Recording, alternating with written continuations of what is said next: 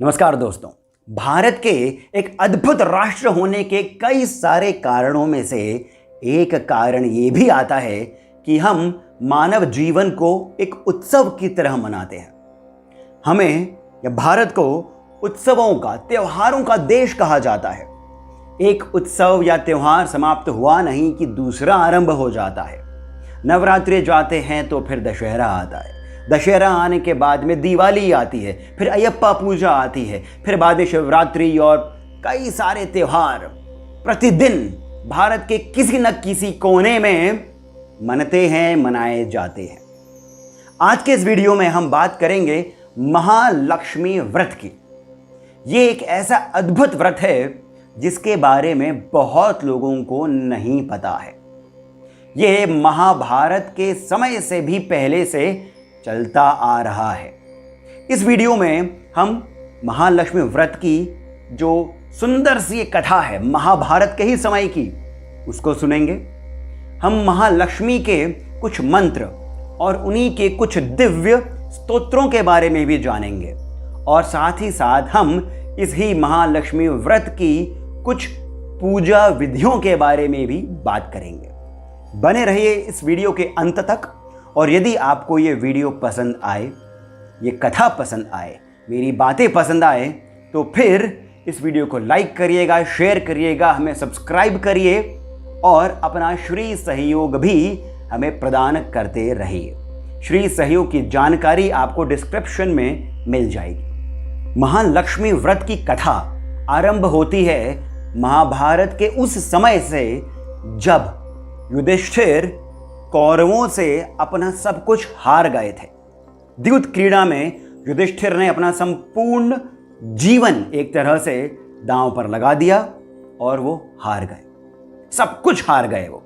ऐसे समय में एक दिन युधिष्ठिर ने भगवान श्री कृष्ण से पूछा कि प्रभु कुछ ऐसा उपाय बताएं जिससे कि हारा हुआ राज्य, धन, स्त्री, वैभव, सौभाग्य, समृद्धि सब कुछ प्राप्त हो सके।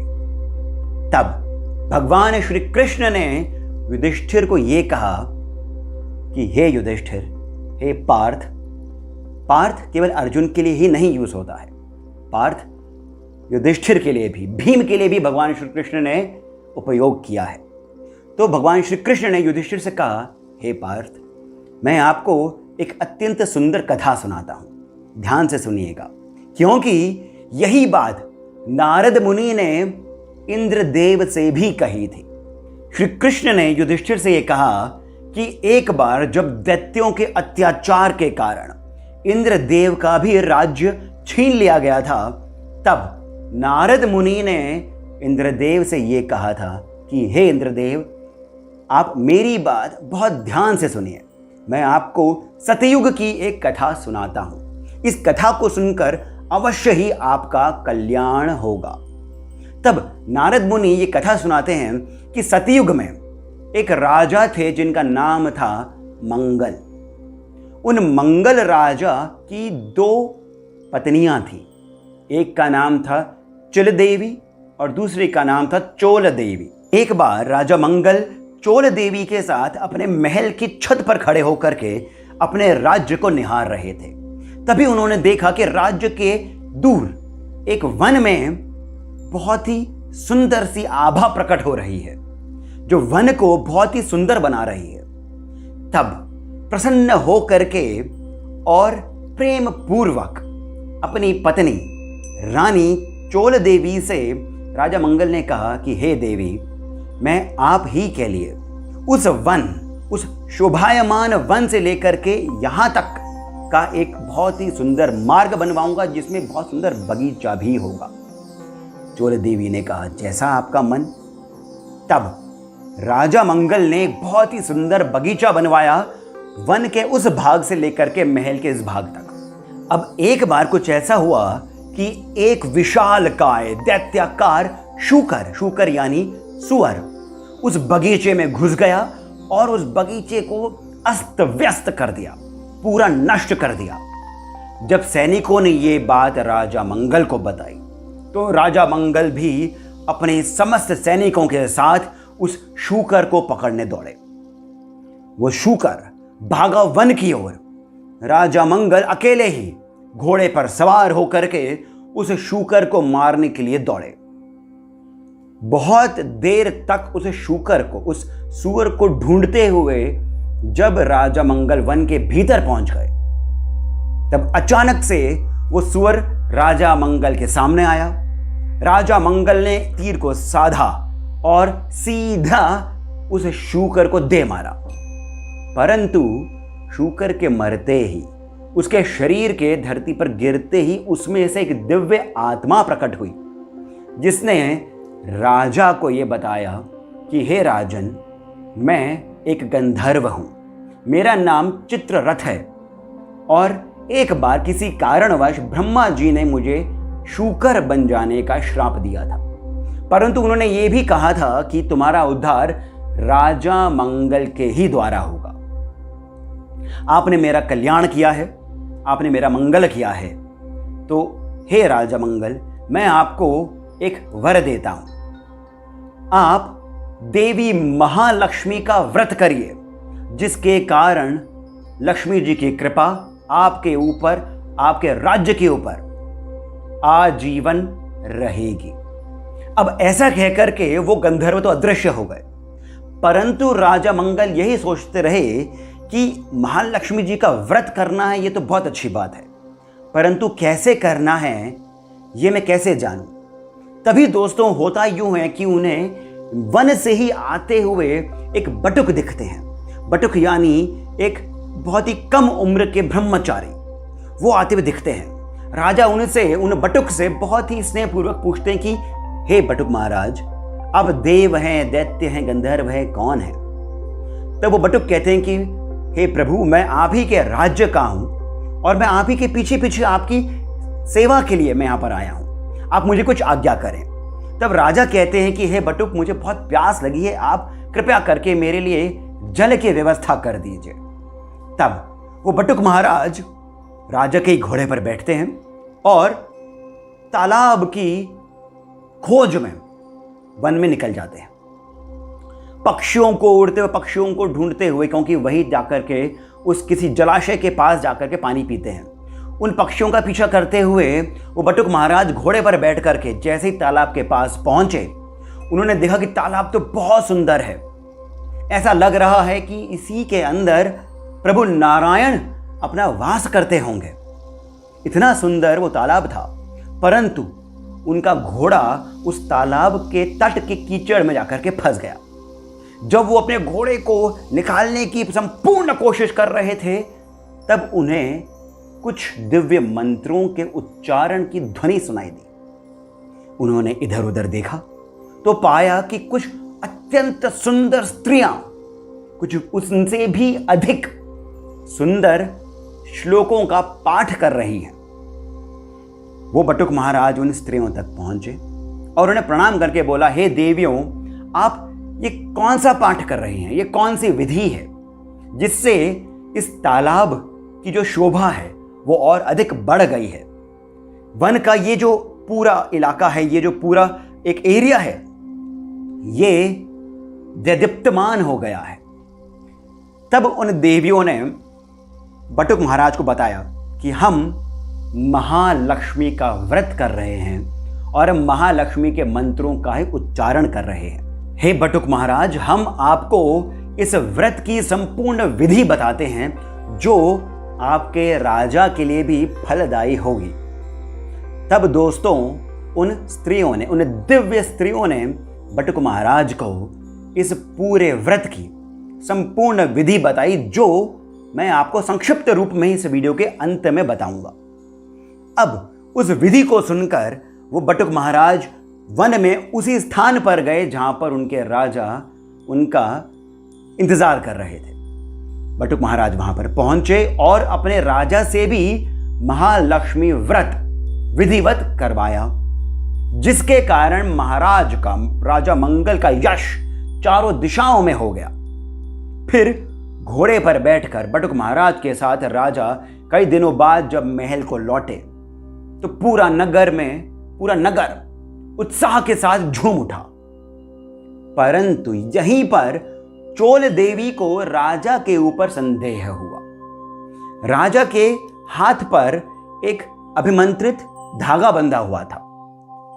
चोल देवी को बुद्धि भ्रष्ट हो जाने के कारण अपने राजा पर संदेह हुआ कि कहीं ऐसा तो नहीं कि इनका किसी अन्य स्त्री के साथ कोई संबंध है। जब राजा अपने मंत्रियों के साथ वार्तालाप कर रहे थे तो चुपके से राजा के हाथ से चोल देवी ने वो धागा निकाल दिया और पृथ्वी पर फेंक दिया।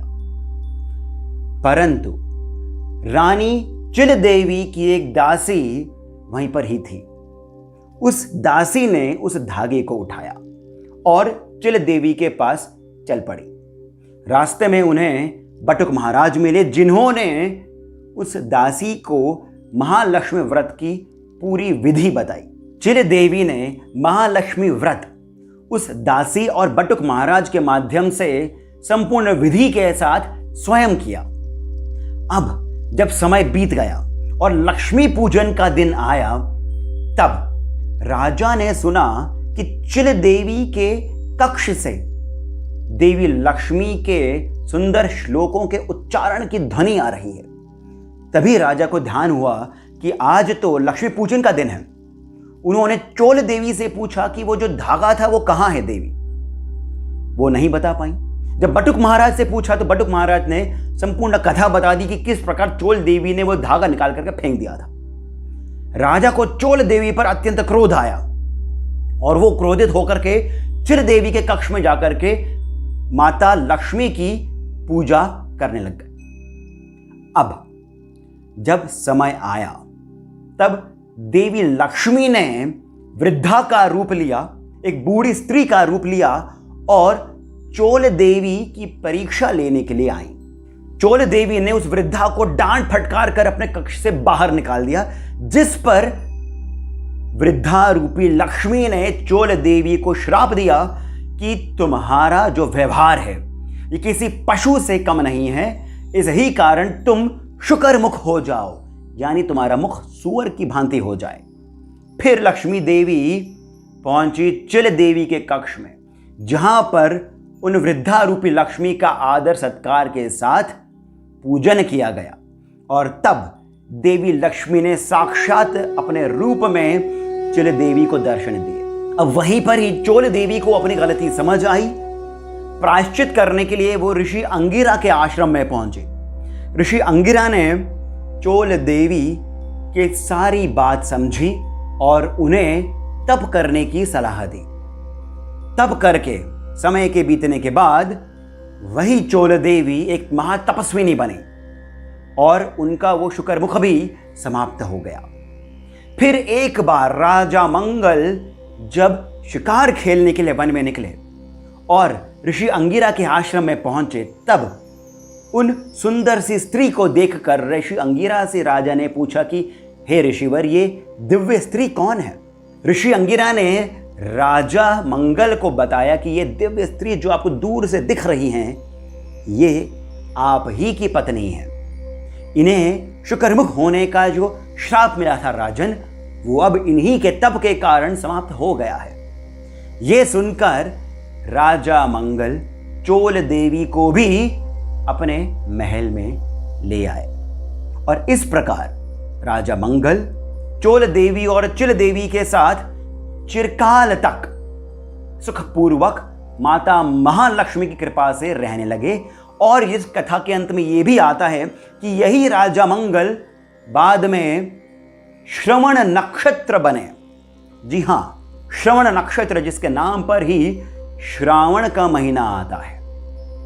और ऐसा कहा जाता है क्योंकि वो श्रवण नक्षत्र बने और वो भी महालक्ष्मी की कृपा के कारण, इसी वजह से इस कथा को सुनने के कारण है और केवल सुनने के ही कारण माता महालक्ष्मी की कृपा सभी पर होगी और केवल श्रवण मात्र से आप सभी का कल्याण होगा। जब चिल देवी को माता लक्ष्मी ने दर्शन दिए थे, तब माता लक्ष्मी ने चिल देवी से वरदान मांगने के लिए कहा था। तब जिन देवी ने माता महालक्ष्मी से अपने लिए कुछ नहीं मांगा, उन्होंने केवल ये प्रार्थना करी कि हे देवी, जो भी कोई व्यक्ति माता महालक्ष्मी का व्रत जब भी करेगा, तब कृपा करके उस व्यक्ति पर अपनी संपूर्ण कृपा आप बरसाइएगा। मेरा यही वरदान होगा।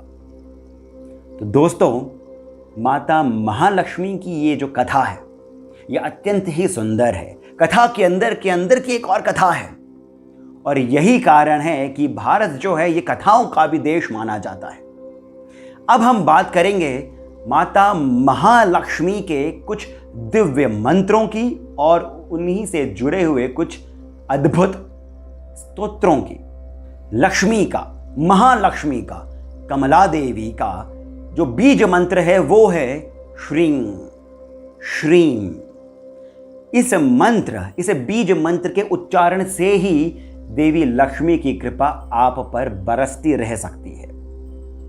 ये जो बीज मंत्र है, क्योंकि ये बीज मंत्र है, छोटा सा मंत्र है, इसे आप कहीं से भी कम मत आंकिएगा। बीज मंत्रों में ही सभी कुछ छुपा होता है। ये जो श्रीं बीज मंत्र है, ये त्रिपुरा सुंदरी का भी बीज मंत्र है, यानी यही श्री यंत्र को भी जागृत करने की शक्ति रखता है। फिर आता है आदि शंकराचार्य द्वारा रचित कनक धारा स्तोत्र।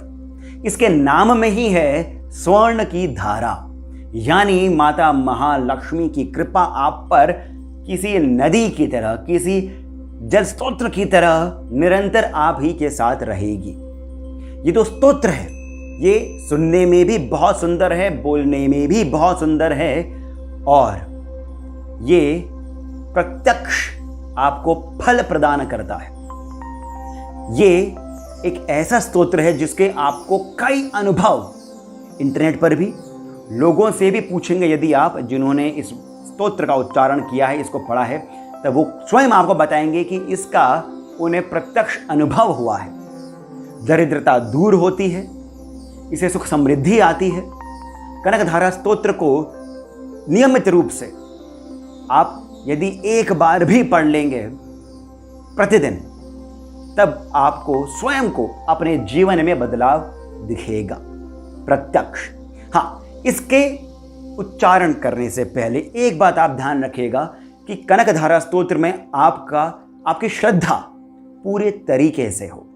मन के साथ आप इस कनक धारा स्तोत्र का पाठ करेंगे तो सच मानिए ये फलदायी होगा, और वो भी शीघ्र फलदायी होता है। फिर आता है श्री सूक्त। श्री सूक्त भगवान विष्णु को भी अत्यंत प्रिय है और माता महालक्ष्मी का ये एक अत्यंत सुंदर दिव्य स्तोत्र है। श्री सूक्त का पाठ तुरंत फलदायी होता है, ऐसा हमारे पुराण कहते हैं। तो आप श्री सूक्त को उठाइए।